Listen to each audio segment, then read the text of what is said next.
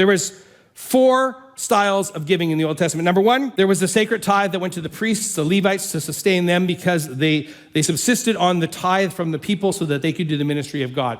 So we read about that they were given that because it was given for the service of God, number 1. Number 2, when they had festivals, they would have to give another tithe in, and they would have to give it to the host of the festival so that that festival could happen, because the festivals were tied to the goodness and the character of God and all he did. The third was the tithe for widows and orphans and to charity for people who didn't have enough. And that happened every year or two, that they would have a cycle where they would bring money in so that people also had enough. Let me just also say this. There's a principle in the Old Testament called gleaning. And what they were told to do with their crops, they said, don't go right to the edges, but leave some on the edges so that the people who are poor or disenfranchised can come and gather.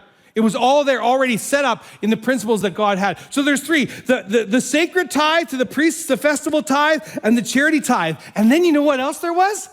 There was free will offerings, where they would say, hey, we're going to take up an offering because we're going to do this thing. And all of a sudden the people would give. Do you know what scholars tell us the average amount was in the Old Testament of giving? Wait for it, 23%. Do you know on average how many people actually tithe in North America? Like actually, no, I don't give, but actually tithe. 3 to 5% of attendance.